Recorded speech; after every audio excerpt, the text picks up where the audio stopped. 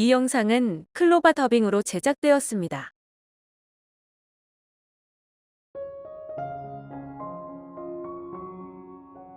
49. 하나님을 믿는 너희에게 그와 같은 근성이 있어야 하느니라.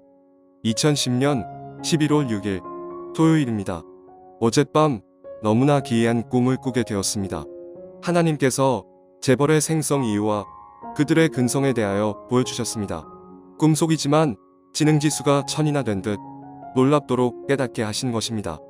하나님이 재벌이 된 사람들의 특징 두 가지를 가르쳐 주셨습니다. 첫째, 그들은 누구도 꺾을 수 없는 꿈을 가지고 있었다. 둘째, 그 꿈을 이루기 위해 박착 같은 근성이 있었다라고 말씀하셨습니다. 그러시더니 내가 직접 그들이 어떻게 인생을 살았는지 경험해야 그 뜻을 알지 않겠느냐 하시며 내가 직접 가서 내 눈과 손으로 겪으며 체험하거라 하셨습니다. 그런데 순간 내 몸이 감옥에 들어와 있는 것입니다. 가난한 살림에 배고픔에 시달리다가 남의 가게에서 물건을 훔치는 좀도둑질을 하다가 붙잡힌 것입니다. 유치장에 있다가 재판에 넘겨지고 형이 확정되어 그래서 이렇게 징역형을 살고 있는 것입니다.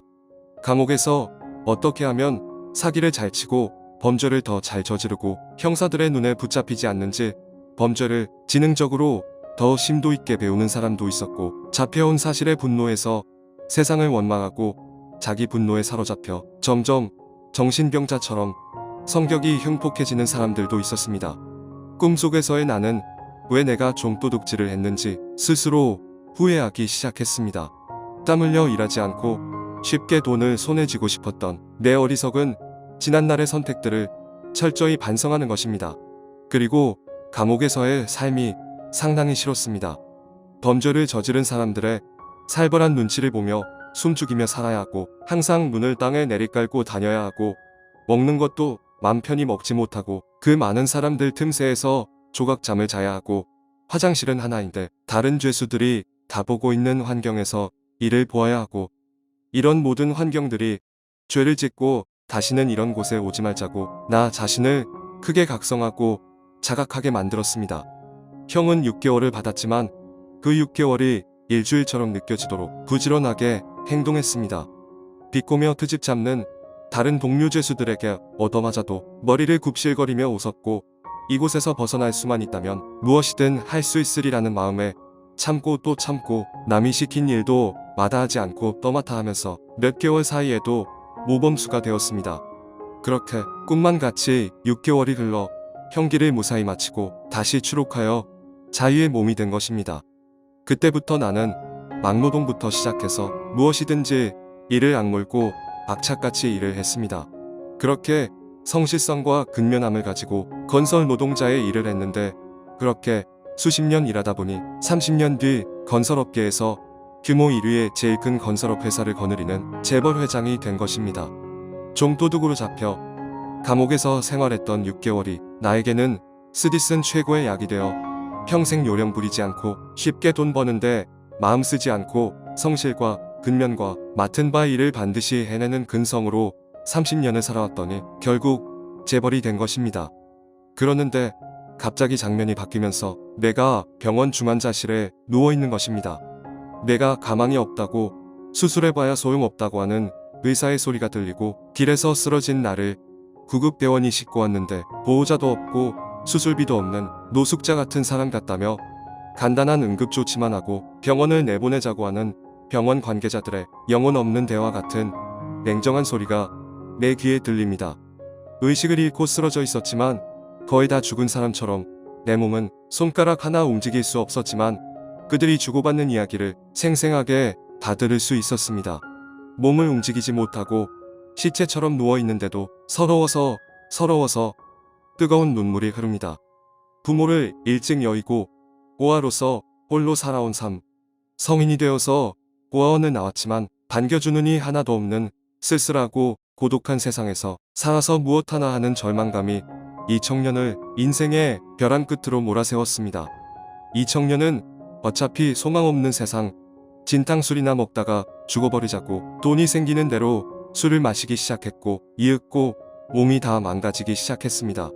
몸도 마음도 부서지고 망가진 폐인이 된 것입니다. 그러다가 거리를 비틀거리다가 쓰러져서 지금 병원에 누워있는데 병원비 낼 돈도 없고 죽어가는 나를 병원 의사들은 이 세상에 존재할 필요가 없는 쓸모없어 버려진 짐짝처럼 대하는 모습에 서러웠습니다. 아무도 돌보지 않는 그 차디찬 병원 침대에서 죽은 시체처럼 꼼짝 못하고 누워있지만 내 가슴속 깊은 어딘가에서부터 살고 싶다는 뜨거운 욕망이 내 안에서부터 활화산 분출처럼 뜨겁게 솟아나기 시작한 것입니다. 병원 관계자 모두 다 저대로 100% 사망할 것이라고 방치해 두었는데 기적처럼 한참 후에 정신을 되찾았습니다. 하지만 몸은 비틀비틀하고 자기 몸 하나 가누지 못할 정도로 여전히 망가질 대로 망가진 구제불능의 몸이었습니다. 하지만 이 젊은 청년인 꿈속에 나는 전에는 가져보지 못했던 상상 못할 꿈을 갖기 시작했습니다. 그것은 나처럼 구제불능에 버려진 환자를 살리는 의사가 되고 싶다고 마음먹은 것입니다. 그 청년은 술을 완전히 끊었고 몸이 점차 회복되자 의사가 되고 싶어서 병원의 허드렛 일을 돕는 잡부로 일하기 시작했습니다.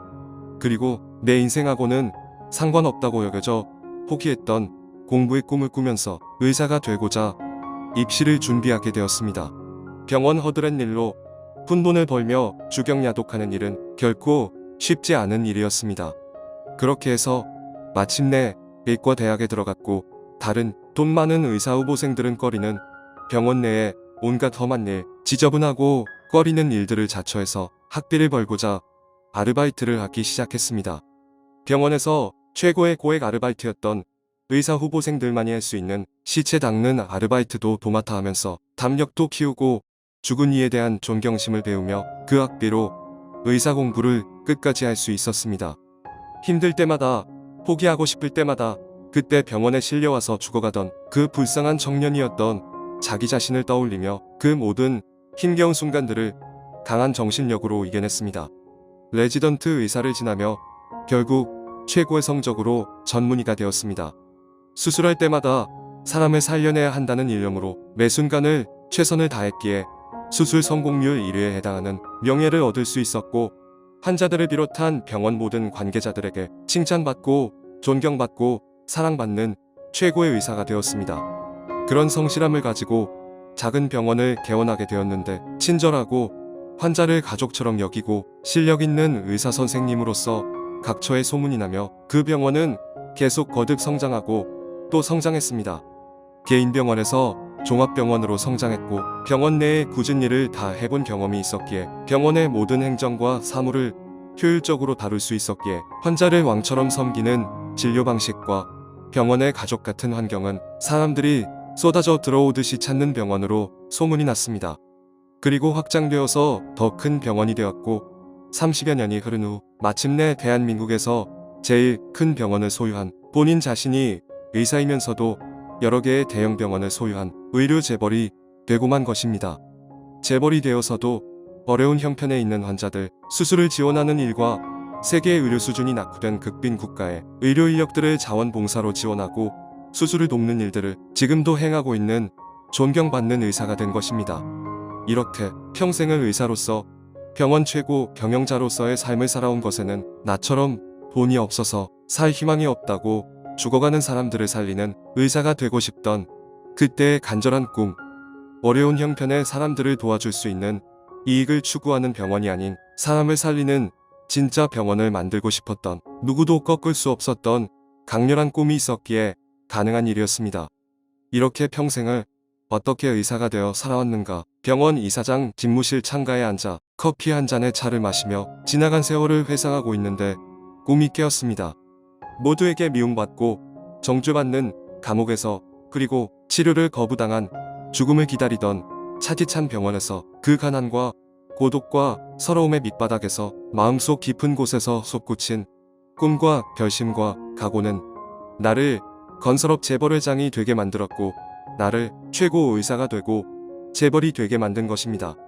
꿈속에서의 두 등장인물과 동일시되며 똑같이 그들의 인생과 경험을 동일하게 체험해보는 너무나 기이한 꿈을 꾼 것입니다. 하룻밤 꿈속이었지만 두 사람의 평생의 인생을 살아보게 된 것입니다. 너무나 꿈이 기이하여 꿈이 깨면서도 너무나 많은 생각과 깨달음이 몰려오면서 눈이 뜨였습니다. 그런데 동시에 내 귀를 울리는 하나님의 음성이 들렸습니다. 믿지 않는 세상 사람들도 그와 같을진대 하나님을 믿는 너희에게 그와 같은 근성이 있어야 하느니라. 하나님이 꿈을 통해 나를 깨닫게 하시며 꿈과 목표를 분명히 가지고 그리고 하나님이 주신 꿈과 목표를 이루어가기 위한 악착 같은 근성과 의지를 갖게 하시는 것입니다. 그렇습니다. 하나님이 우리에게 주시는 꿈이 있어야 합니다. 그리고 하나님이 이루실 줄로 믿고 고난과 역경을 감수하며 이겨낼 악착 같은 근성이 있어야 하는 것입니다. 갈렙이 하나님이 말씀하신 언약을 믿고 85세가 되는 나이까지 45년을 인내한 것처럼 말이지요.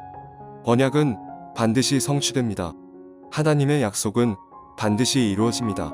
하나님이 주신 꿈은 하나님이 하나님의 방법과 뜻으로 이루어가십니다.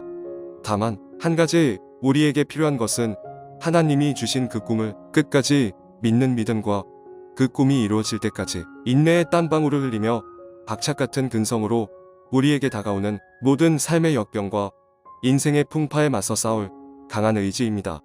그것이 있다면 그 꿈은 우리의 인생 속에서 두 발로 딛고 서는 현실로 이루어지는 것입니다. 오늘 저와 여러분 모두에게 주시는 하나님의 메시지를 가슴에 깊이 새기시기를 축복합니다. 하나님을 믿는 너희에게 그와 같은 근성이 있어야 하느니라.